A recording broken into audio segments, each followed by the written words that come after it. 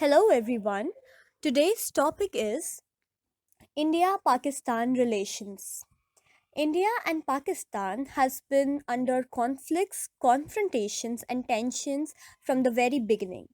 So, today the first subtopic is Indo-Pak War of 1965.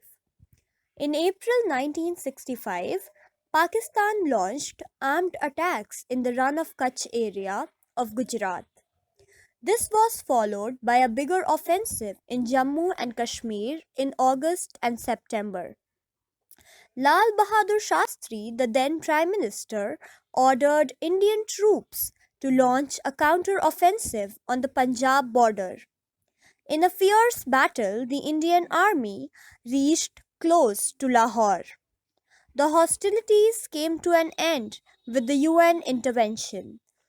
Later, Indian Prime Minister Lal Bahadur Shastri and Pakistan's General Ayub Khan signed the Tashkent Agreement brokered by the Soviet Union in January 1966.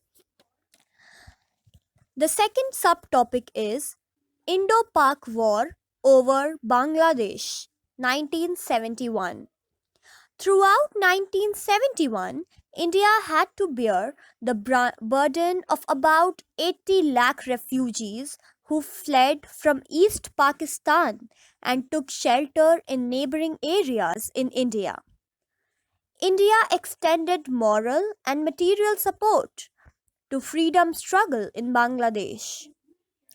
Pakistan accused India of a conspiracy to break it up.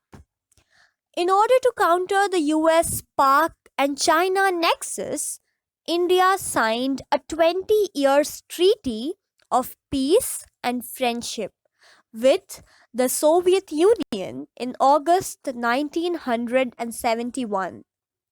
After months of diplomatic tensions and military buildup, a full-scale war between India and Pakistan broke out in December 1971. Within 10 days, the Indian army had surrounded Dhaka from three sides, and the Pakistani army of about 90,000 had to surrender with Bangladesh as a free country. India declared a unilateral ceasefire. Later, the signing of the Simla Agreement between Indira Gandhi and Zulfikar Ali Bhutto on 3rd of July 1972 formalized the return of peace. The third subtopic of today is Kargil Conflict 1999. In the early part of 1999, several points on the Indian side of the LOC were occupied by Pakistani forces claiming to be Mujahideens. The points of Indian side were Mashkoh, Dras, Kaksar and Batalik. Suspecting involvement of the Pakistani army, Indian forces started reacting to this occupation. This led to a confrontation between the two countries. This is known as the Kargil Conflict. This conflict went on during May and June 1999. By 26th of July 1999, India had recovered control of many of the lost points. The fourth subtopic for today that I want you all to know is areas of cooperation between India and Pakistan. India and Pakistan have signed Indus Water Treaty in 1960, which has survived till date. Despite differences on various issues, both countries are holding negotiations. India and Pakistan seem to have built a military relationship in which possibility of a direct and full-scale war has declined. Both countries have entered into a number of CBMs. A train called Samjhauta Express is also running between India and Pakistan since years. Now, some more areas of conflict is our subtopic number 5.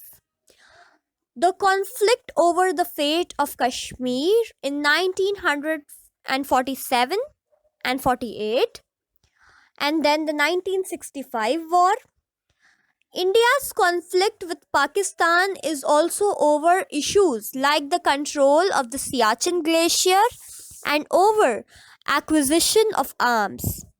The arms race between the countries assumed a new character, with both states acquiring nuclear weapons and missiles to deliver such aims against each other in the 1990s. Both the governments continue to be suspicious of each other. The Indian government has blamed the Pakistani government for using a strategy of low-key violence by helping the Kashmiri militants with arms, training, money and protection to carry out terrorist strikes against India.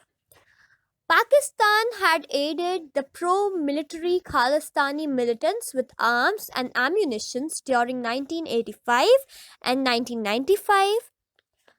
Its spy agency Inter-Services Intelligence (ISI) is alleged to be involved in various anti-India campaigns in India's northeast, operating secretly through Bangladesh and Nepal. The government of Pakistan, in turn, blames the Indian government and its security agencies for fomenting trouble in the provinces of Sindh and Balochistan. Problems over the sharing of river water. Eventually, in 1960, India and Pakistan signed the Indus Waters Treaty, which has survived till date despite armed conflicts. Minor differences regarding the interpretation of Indus Waters Treaty and the use of river water. The two countries are not in agreement over the demarcation line in Sir Creek. So there are many differences, many arguments, many tensions, many conflicts, but still there are some points of cooperation too. So, summing up with all this, we now end the chapter and the whole topic. I hope you all had a great time and you understood well. Thank you so much.